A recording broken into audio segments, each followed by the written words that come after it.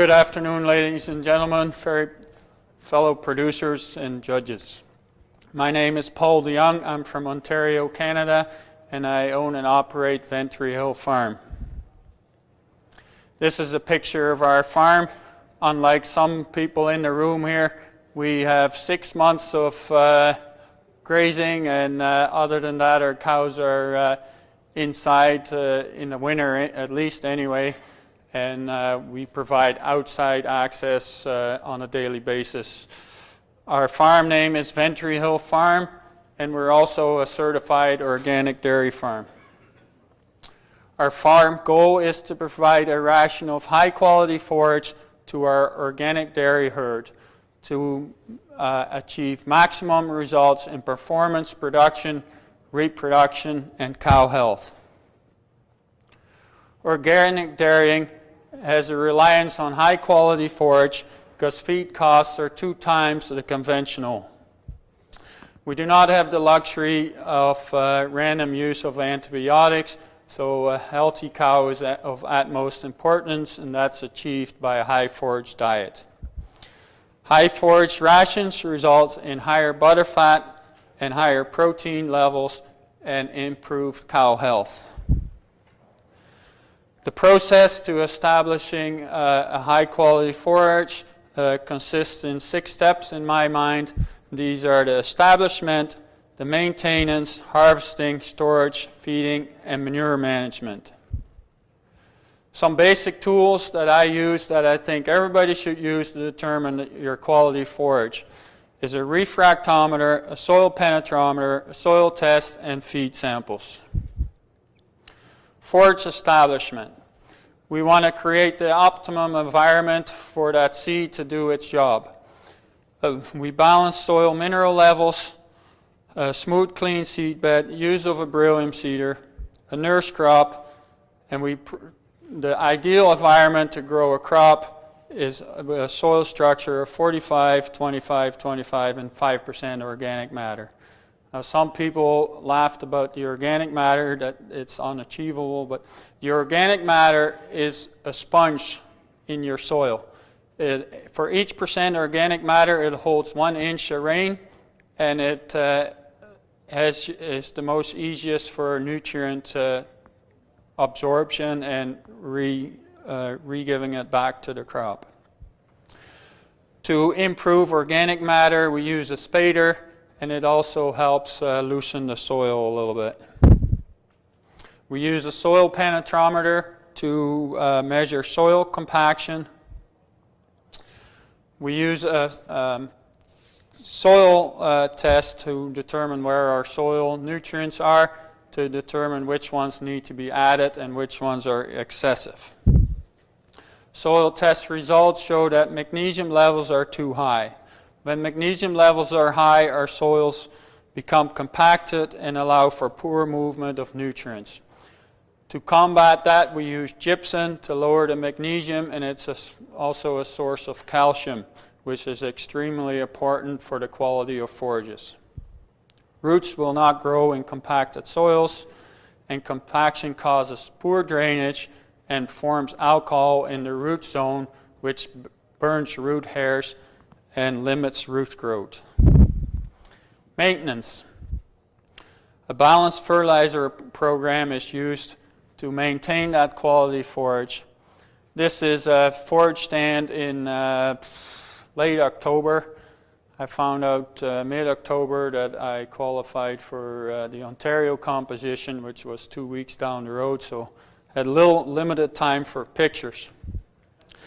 Gypsum is used to combat the magnesium. We leave a stand over winter to give it protection in the field and build root reserves. We use a GSR foliar application, which is another source of calcium. And this coming year, we're going to be using BioCal. It has 5 times more available calcium as the gypsum once our magnesium levels have been reduced. Soil test and a feed test is used to determine what fertilizer is needed. Your feed test is a true indication if your fertilizer program is working because it actually gets into your forages. Fertilizer blend used is phosphate, potash, calcium, magnesium, sulfur, boron, and copper and zinc. Plant functions usually occur best in a combination of 2 or 3 more minerals to make a complete job of that plant function. Gypsum is applied in the fall. Brix is a measure of nutritional density. Your Brix readings go up, your nutrient density in your crop goes up. The Brix measures your sugars in your forage crop. Large leaf size increases the energy, increased energy and mineral levels in your forage. On the bottom there we have a alfalfa leaf that's completely covering a quarter. Alfalfa has the genetic potential to have a round leaf. If you're not getting a round leaf, you're not reaching the genetic potential of your alfalfa plant.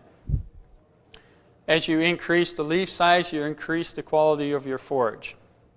It also improves photosynthesis, protein and mineral levels in your forage. If calcium levels become equal to or higher than potassium, the forage has higher levels of energy and it becomes a lot more palatable and digestible to your cow. Minerals from forage crops are 5 times more available than minerals from a bag. High forage diets improve cow health and longer life. Grow a solid stem alfalfa. I don't know how many people know about solid stem alfalfa, but the alfalfa, the energy is contained in the stem if you grow proper balanced forage program, and it just increases your nutrient density and energy levels in your forage. When to cut? We use the Brix meter to take readings on the sap on our forages.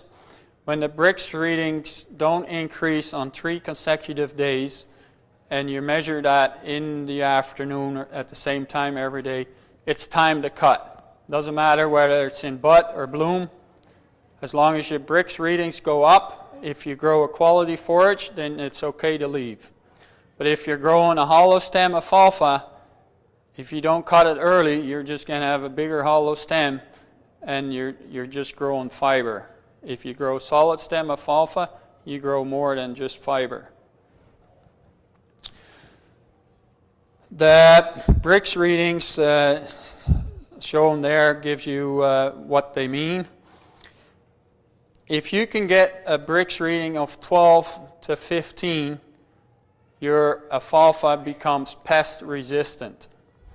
The Brix measures the sugar, and your pests, your bugs, they don't have a liver. So if they eat a high sugar content crop, they die because they can't digest the sugars.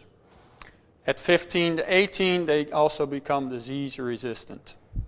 But basically, all you got to do is get your alfalfa higher than your neighbors, and they go to your neighbor's field. Most people have hollow stem alfalfa. A good quality alfalfa has solid stem hay. Once you have that good quality hay crop out there, it's time to harvest it. Silage maintains a higher quality forage because more leaf is intact in the process, and it's less weather dependent. We make some dry hay for the calves and dry cows, and on organic dairy farms, we must feed a specific amount of dry long stem hay to our cows. To make this dry hay, we use a New Holland round baler, which is equipped with a rotocutter to shorten that stem length up somewhat to make it more palatable, especially for our young livestock. Dry hay. Dry cows require a more grassy hay to get lower potassium levels. Heifers require a good quality dry hay for rapid growth and rumen function. Good rumen development and rapid growth. Once you have the harvesting complete, you must do the best job on storing that. For us, we use bunker silos because I'm a bit of an organic and an environmental, well, let's just face it, I like to take care of the environment because that's where I derive my income from, or my business. We used to wrap hay either in plastic, even though it is a good source. I just didn't feel right about dumping all that plastic out in the environment. Haylage is stored at 50% moisture and corn silage at 60%. Fill the bunker silo quickly, providing you can pack it properly. Packing is the most important job in making silage. If you don't pack properly, you're just increasing dry matter storage losses. Cover the pile to the best of your ability, and we use a bunker facer for shaving that pile as we feed to keep the pile hard and limit oxygen access into that pile. Use an inoculant to speed up fermentation. Once you have reached that quality forage, we want to deliver that on our farm 3 times a day to our cows to keep the feed fresh, keep them eating, and maximize freshness. Your cows will tell you when you have a quality forage. This is a feed sample from a second cut forage we produced on our farm a year ago. According to me, these are textbooks numbers. If you can do better than that, that's great. But these numbers don't indicate everything. It's the performance of your cow that tells you how they will perform. This is a comparison from our farm to Ontario herds and also U.S. numbers, because we use Midwest BioAg for our fertilizer program. I have some access to the U.S. numbers. If you can get your calcium and your potassium as close as possible to a 1-to-1 ratio, it's unbelievable what that forage will do to you. And it's real exciting to watch your cows. It just improves health, it improves production, and the cows will think it's just candy for them. If you get that candy-like forage crop, you need to dilute it a little bit with corn silage because it's just too high of a feed value for them. So we use corn silage to add some energy and dilute that haylage. Back to that haylage there, protein is a measure of nitrogen times 6.25. It doesn't tell you whether it's true protein or not. The only way you get true protein is if you provide that environment for that forage to have proper photosynthesis. If you got high protein feed, but it's more in the nitrate form, you're going to have hoof problems on your cows. So the cows will tell you what that forage does to them. Here's some other numbers. It's a Dairy Herd Improvement Corporation that runs a profit profiler program. It indicates what true quality forage can do for you and your cows. It substantially reduced our feed cost. We reduced our grain intake by 25% while increasing our production by 10%. Manure management. Liquid manure is not applied until the last cut of hay is off the field. Liquid manure increases nitrates and potassium in your forage. Solid manure is composted and then applied. Here's a picture of composter. Forage in a rotation. Forage will improve soil structure.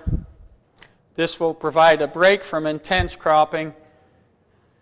It reduces soil erosion, can be used as a cash crop, and spreads out your workload. Rye cover crop can be used as an alternative forage, as well as other grain crops.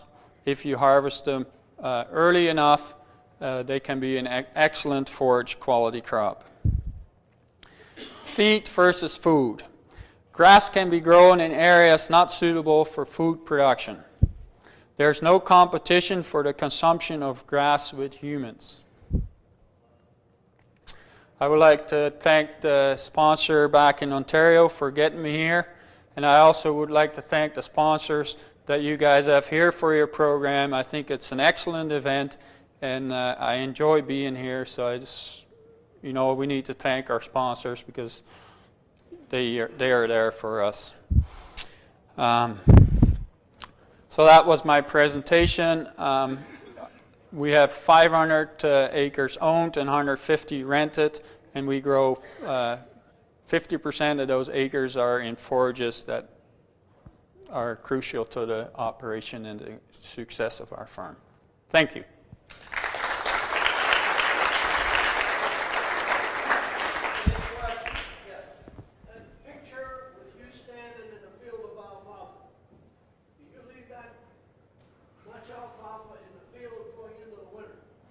We did this year, yes. Our alfalfa crops have greatly improved the last couple of years. Up to this point, we've only been in a 2-cut alfalfa system. We may be considering 3 cuts, but the leaves usually fall off, and we haven't had a problem with smothering. But because we are organic, the stuff that we leave in the fall will feed the soil microorganisms and produce food for next year's crop. We find the cut we take last, if you want to cheat and take an extra cut, it'll reduce the same amount of your first cut in the next year. Do you have a feel for how many years stand of alfalfa will last? Our best yield is in our oldest stand of alfalfa. If you can grow quality of alfalfa, it can last forever if you do things right. But to grow a good corn crop, you need to plow down your best alfalfa crop. So we generally go 5 years. What variety of alfalfa do you use? I have to look that up.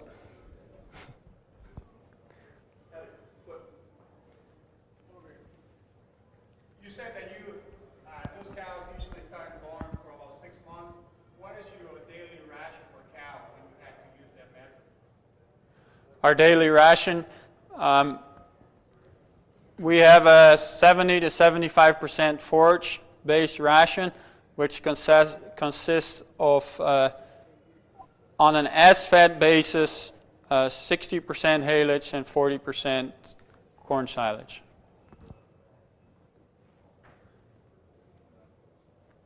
What are you measuring the break from? Are you taking a whole plant and crushing it, or? We use the refractometer, and you take your middle portion of your plant. You try to get the average. The higher up the plant, the higher the reading. The lower the plant, the lower your reading. So if you take the middle of the plant with some stem and some leaf, that's where you get your average reading. You crimp it and then squeeze the heck out of it till you get some juice on your refractometer. That measures the sugar content just like you do a maple syrup. I don't know if you make maple syrup here or not, but